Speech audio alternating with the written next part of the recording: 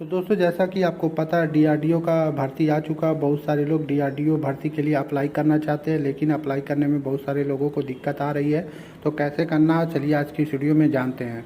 तो दोस्तों सबसे पहले आपको रजिस्ट्रेशन करना होता है, यानी पंजीकरण करना होता है। पंजीकरण करने के लिए यहाँ पर नवीन पंजीकरण हेतु क्लिक करे वाले ऑप्शन पर क्लिक कर देना होता है। जैसे ही क्लिक करेंगे आपके सामने कुछ इस तरह का इंटरफेस या पेज ओपन हो जाएगा। अब आपको यहाँ पर अपना पूरा नाम लिखना है। नाम आपको ऐसे लिखना है जैसे आपके मार्कशीट यानी हाई स्कूल की मार्कशीट पे जैसा नाम लिखा हुआ सेम नाम आपको लिख देना है। नाम लिखने के बाद दोस्तों अब आपको क्या करना है, यहाँ पर आपको कंफर्म नाम पर लिख देना है। उसके बाद आपको मोबाइल नंबर इंटर करना है। मोबाइल नंबर दोबारा इंटर करना है, सेम मोबाइल नंबर। उसके बाद आपको ईमेल आईडी इंटर करनी है, उसका दोबारा से सेम ईमेल आईडी इंटर कर देनी है। उसके बाद मोबाइल नंबर अगर वैकल्पिक है, अगर आप इसको देना चाहें तो देंगे, नहीं तो इसको आप ऐसे ही छोड़ देंगे। उसके बाद यहाँ पर कैप्चा कोड इंटर कर देंगे। कैप्चा कोड इंटर करने के बाद आपको क्या करना है, स्क्रॉल करके नीचे आना और रजिस्टर पर क्लिक कर देना है। रजिस्टर पर क्लिक करने के बाद आपके सामने एक नया पेज ओपन हो जाएगा और आप डीआरडीओ के लिए जो एप्लीकेशन फॉर्म है उसको फिलअप करने के लिए आपको लॉगिन आईडी और पासवर्ड मिल जाएगा। लॉगिन आईडी और पासवर्ड मिलने के बाद आपको दोबारा से डीआरडीओ के होम पेज पर आ जाना है। अब आपको यहाँ पर यूज़र आईडी और पासवर्ड इंटर करना है। इसके लिए आप अपना ईमेल चेक करें। ईमेल चेक करने के बाद आपको यूज़र आईडी और पासवर्ड मिल जाएगा, उसको फिलअप करेंगे यूज़र आईडी और पासवर्ड को। उसके बाद सुरक्षा कोड आपको यहाँ पर इंटर करना है और सबमिट पर क्लिक कर देना है। तो चलिए हम सबमिट पर क्लिक कर देते हैं। सबमिट पर क्लिक करने के बाद आपके सामने कुछ इस तरह का पेज ओपन हो जाएगा। अब आपको यहाँ पर बताया गया है फोटोग्राफ का साइज, हस्ताक्षर का साइज और मैट्रिक यानी हाई स्कूल की मार्कशीट का साइज, किस साइज का आपको डॉक्यूमेंट अपलोड करना है यहाँ पर साफ साफ लिखा हुआ, आप इसको पढ़ लेंगे। यहाँ पर दिया हुआ फोटोग्राफ का डेट 15 से 40 के भी होना चाहिए, हस्ताक्षर का 15 से 40 के भी होना चाहिए और हाई स्कूल मार्कशीट का जो साइज है वो लगभग होना चाहिए। आपको यहाँ पर दिया हुआ है 100 के बी, 50 के बी से 100 के बी के बीच होना चाहिए और अन्य शैक्षिक योग्यता जो है उसका भी 50 से 100 के बी होना चाहिए। तो दोस्तों अप्लाई करने से पहले ये डॉक्यूमेंट आप अपने पास रख लेंगे, उसके बाद आप आगे की प्रोसेस को करेंगे। कंटिन्यू पर क्लिक कर देंगे। अब आपके सामने इस तरह का पेज ओपन हो जाएगा। अब आपको न्यू एप्लीकेशन वाले ऑप्शन पर क्लिक कर देना है। यहाँ पर जैसे ही क्लिक करेंगे आपके सामने एक लंबा चौड़ा फॉर्म ओपन होकर आ जाएगा। अब आपको इसको फिलअप करना है। यहाँ पर 7 स्टेप दिए हुए हैं, जैसे आप देख सकते हैं। यहाँ पर registration, basic, personal, qualification, posting performance और डॉक्यूमेंट, उसके बाद प्रीव्यू, पेमेंट, इतने सारे 7 पॉइंट दिए हैं। आपको 7 पॉइंट में आपको इस डीआरडीओ के फॉर्म को फिलअप करना है। तो चलिए हम जानते हैं कैसे इसको फिलअप करते हैं। सबसे पहले आपको पोस्ट यहाँ पर सेलेक्ट कर लेना है। तो यहाँ पर मैं फर्स्ट वाले सीनियर टेक्निकल असिस्टेंट वाले ऑप्शन को सिलेक्ट कर लेता हूँ। उसके बाद आपको यहाँ पर विषय सेलेक्ट करना है, यानी आपको ट्रेड सेलेक्ट करना है। तो आपका जो भी ट्रेड आप सेलेक्ट करेंगे। उसके बाद यहाँ पर अनिवार्य योग्यता पूछ रहा है, अगर आप किसी और तरह का कोर्स कर रखे हैं तो आप यहाँ पे क्लिक कर देंगे। और उसके बाद यहाँ पर पूछ रहा है अगर किसी तरह का अन्य कोर्स किया हुआ तो नो, हाँ या नो पर सेलेक्ट कर सकते हैं। यहाँ मैं नो कर रहा हूँ, अभी नो कर दें। अगर यस करेंगे तो इनवैलिड दिखाएगा। उसके बाद यहाँ पर एडिटेबल नहीं है, जो एडिटेबल नहीं है आप उसको छोड़ देंगे। यहाँ पर आपको कास्ट सर्टिफिकेट सेलेक्ट करना है, ओबीसी है या नॉन ओबीसी है। तो जो भी यहाँ आप सेलेक्ट करेंगे, यहाँ पर ओबीसी नॉन क्रीमी लेयर मैं सेलेक्ट कर रहा हूँ। ओबीसी तो आपको ओबीसी का सर्टिफिकेट नंबर भी आपको यहाँ पर इंटर करना होगा। तो आप अपने जाति यानी कास्ट सर्टिफिकेट से सर्टिफिकेट नंबर देखें और यहाँ पर फिलअप कर दें। अगर आप अर्बन सेलेक्ट कर लेते हैं तो आपको कास्ट सर्टिफिकेट नंबर फिलअप करने की ज़रूरत नहीं पड़ेगी। तो यहाँ मैं नॉन क्रीमी लेयर वाला सेलेक्ट किया हूँ, तो इसलिए मेरे को मैसेज मतलब सर्टिफिकेट नंबर यहाँ पर फिलअप करना है। तो जो भी आपका सर्टिफिकेट नंबर है आप कास्ट सर्टिफिकेट से देख के यहाँ पर फिलअप कर देंगे। उसका सर्टिफिकेट जब इशू हुआ था उस डेट की तारीख आपको यहाँ पर फिलअप कर देना है। उसके बाद आपको सब कास्ट सेलेक्ट कर लेना है और उसके बाद आपको अपना स्टेट सेलेक्ट करना है। जो भी आपका स्टेट है उसे सिलेक्ट करें। स्टेट सेलेक्ट करने के बाद आपको दिव्यांग है तो हाँ या नहीं पर क्लिक कर देंगे। यहाँ पर मैं नहीं सेलेक्ट कर रहा हूँ। उसके बाद आपको यहाँ पर कुछ भी नहीं करना, क्योंकि ये एडिटेबल नहीं है। तो आप इसको नीचे आ जाएंगे, नीचे छोड़ देंगे। यहाँ पर पूछा भूतपूर्व सैनिक हैं तो हाँ या नहीं में से किसी को सिलेक्ट करेंगे। यहाँ पर मैं नहीं सिलेक्ट कर रहा हूँ। अगर पूछा अल्पसंख्यक समुदाय से हैं तो हाँ मैं अल्पसंख्यक समुदाय से हूँ और मुस्लिम हूँ तो मैं मुस्लिम सेलेक्ट कर लेता हूँ। उसके बाद यहाँ पर पूछा हुआ है जो भी इसको नो कर देना है, एडिटेबल नहीं है ये, इसको आप ऐसे ही छोड़ देंगे। जो एडिटेबल नहीं है, टिक मार्क नहीं है, उसको छोड़ देंगे। आर यू डिसेबल नहीं तो आप नो पर क्लिक करेंगे, सब कुछ नो पे कर देंगे। यहाँ पर सारा नो करने के बाद जो एडिटेबल नहीं है उसको छोड़ेंगे, नीचे आएंगे। अब यहाँ पर पहचान पत्र यानी आइडेंटिटी प्रूफ पूछ रहा है तो आधार कार्ड, ड्राइविंग लाइसेंस जो भी है आप यहाँ पर सिलेक्ट करेंगे। उसके बाद आपको यहाँ पर आधार कार्ड का नंबर भी फिलअप कर देना है। जो भी डॉक्यूमेंट यहाँ पर अपलोड करेंगे उसका नंबर भी आपको यहाँ पर देना पड़ेगा। तो मैं आधार कार्ड सिलेक्ट किया हूँ तो आधार कार्ड नंबर यहाँ पर इंटर कर दूंगा। उसके बाद यहाँ पर पूछा सर्टिफिकेट ऑफ एलिजिबिलिटी, इसमें कुछ भी नहीं करना है, एडिटेबल नहीं है ये। उसके बाद यहाँ पर आपका पते से पहचानते हैं, यहाँ पर आपको आइडेंटिटी मार्क यहाँ पर लगाना है। तो आपका जो भी है आप यहाँ पर लिखेंगे, आपके बॉडी पे जो भी निशान है कटा पीटा या जो भी है आप उसको यहाँ पर लिख देंगे। उसके शारीरिक जो है हाइट पूछ रहा है, आपकी हाइट और वेट दोनों यहाँ पर आप लिखेंगे। उसके बाद आपको यहाँ पर नीचे आना है, यहाँ पर आपको परीक्षा सिटी सेलेक्ट करना है, मतलब एग्ज़ाम सेंटर सेलेक्ट करना है। तो 3 सेलेक्ट करना है आपको, 3 सिटी का नाम आप यहाँ सेलेक्ट करेंगे और तीनों का नाम अलग अलग रखेंगे, एक ही शहर को आप सिलेक्ट नहीं कर सकते हैं। 3 परीक्षा केंद्र है तो आपको तीनों अलग अलग सिलेक्ट करना पड़ेगा। उसके बाद दोस्तों यहाँ पर नीचे आ जाना है, यहाँ पर जन्म तिथि आपको सिलेक्ट करना है। तो डेट ऑफ बर्थ आपका जो भी होगा आप यहाँ पर सिलेक्ट कर लेंगे। यहाँ पर हाई स्कूल मार्कशीट के अनुसार आप अपना डेट ऑफ बर्थ सिलेक्ट करेंगे। उसके बाद आपको लिंग यानी जेंडर सेलेक्ट करना, पुरुष या महिला जो भी आप सिलेक्ट करेंगे।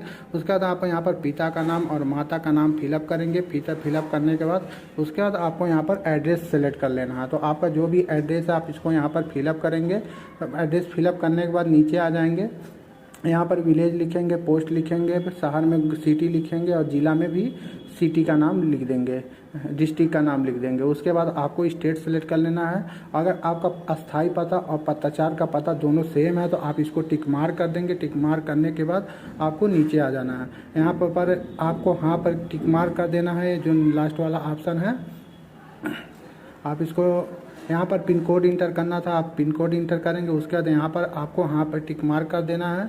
उसके बाद आपको नीचे इधर आना, साइड में सेव एंड नेक्स्ट पर क्लिक कर देना। अगर सब कुछ सही होगा तो आगे की प्रोसेस हो जाएगा। तो दोस्तों अब आ चुके हैं अब हम लोग नेक्स्ट पेज पर। अब आपको यहाँ पर शैक्षिक योग्यता के बारे में डिटेल देना है। तो आपको यहाँ पर हाई स्कूल का जो रोल नंबर है आप उसको फिलअप करेंगे। उसका बोर्ड का नाम, हाई स्कूल बोर्ड का नाम जो भी आपका है आप उसको फिलअप करेंगे। उसके बाद आपको उत्तीर्ण तिथि है, डेट ऑफ पासिंग यानी पास होने का जो डेट है आप उसको लिखेंगे।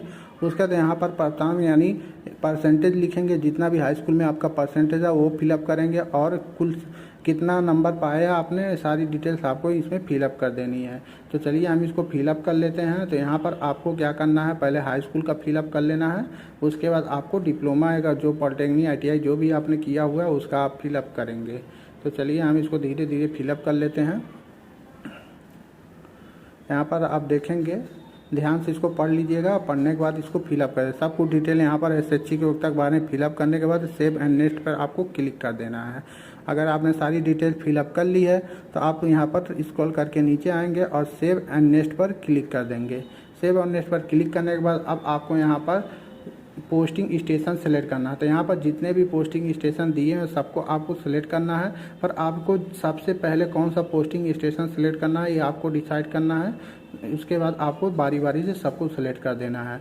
पोस्टिंग स्टेशन सारा आप सेलेक्ट कर लेंगे, एक भी छोड़ेंगे नहीं, सबको सेलेक्ट करना है। अगर किसी को भी छोड़ देंगे तो आगे की स्टेप में आप नहीं जा पाएंगे, इसलिए सबको सेलेक्ट कर लीजिएगा। तो दोस्तों सभी को मतलब टिक मार्क करने के बाद अब आपको सेव एंड नेक्स्ट पर दोबारा से क्लिक कर देना है। चलिए हम सेव एंड नेक्स्ट पर क्लिक कर देते हैं।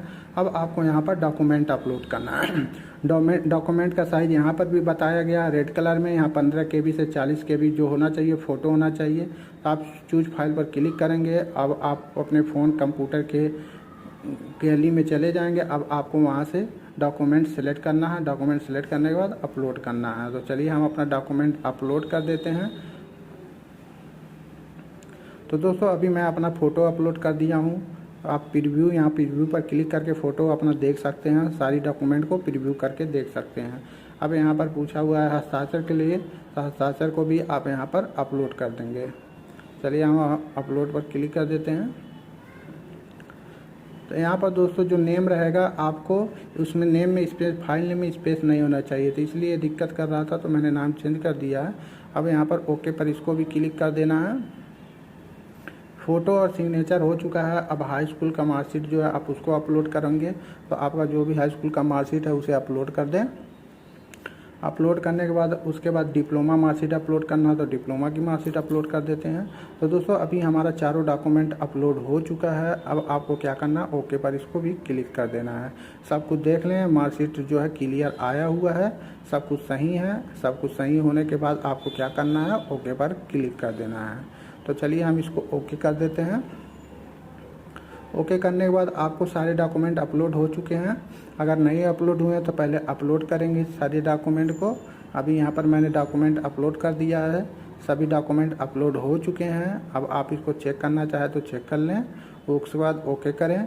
उस सारे डॉक्यूमेंट अपलोड होने के बाद आपको यहाँ पर कैप्चा कोड यानी सुरक्षा कोड यानी सिक्योरिटी कोड यहाँ पर आपको इंटर करना है। सिक्योरिटी कोड इंटर करने में सेव एंड नेक्स्ट पर क्लिक कर देना है।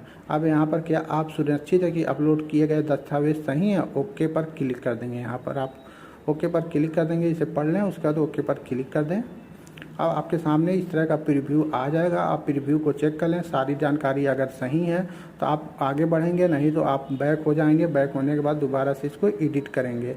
तो चलिए यहाँ पर मैं टिक मार्क कर दिया हूँ, टिक मार्क मैं पुष्टि कर दिया। पुष्टि करने के बाद आपको नीचे आना है। यहाँ पर आप देखेंगे यहाँ पर भी एक पुष्टि का मतलब ऑप्शन दिया हुआ है। अब आपको यहाँ पर भी टिक मार्क करना है, मुझे स्वीकार है, आई एग्री वाले ऑप्शन पर टिक मार्क करेंगे। टिक मार्क करने के बाद यहाँ पर भी टिक मार्क करेंगे। उसके बाद आपको फाइनल सबमिट पर क्लिक कर देना। तो चलिए हम फाइनल सबमिट पर क्लिक कर देते हैं। यहाँ पर देखिए लिख के आ गया है क्या आप आवेदन अंतिम रूप से जमा कर देंगे। तो आवेदन अंतिम रूप से जमा करने के लिए आप ओके पर क्लिक करेंगे। हाँ मैं जमा करना चाहता हूँ अंतिम रूप से, तो ओके पर क्लिक कर देना है। तो चलिए हम इसको ओके पर क्लिक कर देते हैं। ओके पर क्लिक करने के बाद आपको पेमेंट ऑप्शन पर आ जाएंगे। अब आप पेमेंट में अमाउंट यहाँ पर शो कर रहा है, कितना अमाउंट पे करना है, और यहाँ पर सिक्योरिटी कोड इंटर करना है। तो जैसा सिक्योरिटी कोड यहाँ पर दिया हुआ है J5422, आपको सेम ऐसे ही फिलअप कर देना है। स्मॉल में होगा तो स्मॉल में फिलअप करेंगे और उसके बाद आपको सबमिट पर क्लिक कर देना है। सबमिट पर क्लिक करने के बाद ओके करेंगे। अब आप पेमेंट गेटवे पर चले जाएंगे। अब आपको यहाँ पर पेमेंट करना है। यहाँ पर पेमेंट के कई सारे ऑप्शन दिए हुए हैं, debit card, credit card, internet banking और भीम और UPI। आप यहाँ पर अमाउंट लिखा हुआ, प्रोसेसिंग फीस लिखा हुआ है, और यहाँ पर पेमेंट करने के लिए सारे ऑप्शन दिए हुए हैं। आप किसी भी एक विकल्प यानी ऑप्शन को सेलेक्ट कर लेंगे। यहाँ पर मैं भीम UPI को सिलेक्ट करूँगा। उसके बाद यहाँ पर ऑप्शन दिया इंटर UPI ID या UPI QR। आप इनमें से किसी को आप सेलेक्ट कर लेंगे। मैं यहाँ पर इंटर UPI ID को सिलेक्ट कर लेता हूँ। अब मुझे यहाँ पर UPI ID इंटर करना होगा। उसका UPI ID इंटर करने के बाद वैलिड UPI ID पर क्लिक कर देना है। तो चलिए हम वैलिड UPI ID पर क्लिक करते हैं। अब इसको टिक मार्क ग्रीन का निशान बन के आ चुका है, यानी UPI ID जो है सही है। अब आपको क्या करना है, यहाँ पर पे नाउ का ऑप्शन जो दिख रहा है, आपको पे नाउ पर क्लिक कर देना है। अगर आपको तो चलिए हम पे नाउ पर क्लिक कर देते हैं। पे नाउ पर क्लिक करने के बाद आपके सामने एक नया पेज ओपन हो जाएगा। थोड़ा वेट करते हैं। अब इस तरह का एक नया पेज हो जाएगा। अब आपने अगर भीम UPI ऑप्शन को सिलेक्ट किया है तो आपको भीम UPI ऐप को ओपन करना है, और जो भी अमाउंट आपको पे करना है आप उसको अप्रूव कर देंगे। तो अमाउंट अप्रूव कर देते हैं। चलिए सामने कुछ इस तरह का इंटरफेस हो जाएगा। जैसे ही आप पेमेंट कंप्लीट करेंगे यहाँ पर इस तरह का इंटरफेस आएगा। एप्लीकेशन नंबर आपको मिल गया है, योर एप्लीकेशन सबमिटेड सक्सेसफुली यहाँ पर लिखकर आ चुका है। अब आपको यहाँ पर कुछ भी नहीं करना। अगर आप चाहें तो यहाँ पर अब आपको यहाँ पर प्रिंट आउट निकालना है तो आप प्रिंट आउट निकाल सकते हैं। आपका यहाँ पर लिखा हो आपका आवेदन सफलतापूर्वक प्राप्त हो चुका है, योर एप्लीकेशन सबमिटेड सक्सेसफुली। अगर आप इसका प्रिंट आउट करना चाहते हैं, प्रिंट एप्लीकेशन पर क्लिक करेंगे और प्रिंट को निकाल लेंगे। वैसे आप प्रिंट आउट निकाल लें तो ज़्यादा बेहतर है, भविष्य में आपके काम आएगा। यहाँ पर आप फाइल नेम देंगे। आपका जो एप्लीकेशन था अप्रूव हो चुका है। आप होम पेज पर आ सकते हैं। डैशबोर्ड पर क्लिक करेंगे तो इस तरह का आपका पेज ओपन हो जाएगा। यहाँ पर सारी डिटेल्स लिखी हुई है। कंप्लीट एप्लीकेशन स्टेटस कंप्लीट हो चुका है। पेमेंट जो है पेड हो चुका है। अगर आपको जब भी एप्लीकेशन को डाउनलोड करना हो या प्रिंट आउट करना हो, आप हम यहाँ पर आकर डाउनलोड और प्रिंट आउट कर सकते हैं, लेकिन उसकी एक टाइमिंग है, उसी टाइमिंग में आपको आना है। तो दोस्तों इस तरह से आप CEPMT यानी DRDO का जो एप्लीकेशन फॉर्म है उसके लिए अप्लाई कर सकते हैं। DRDO के लिए अप्लाई करना बहुत ही आसान था। वीडियो आपके लिए हेल्पफुल है तो वीडियो को लाइक करके चैनल को सब्सक्राइब कीजिए और पाए सभी लेटेस्ट वीडियो सबसे पहले।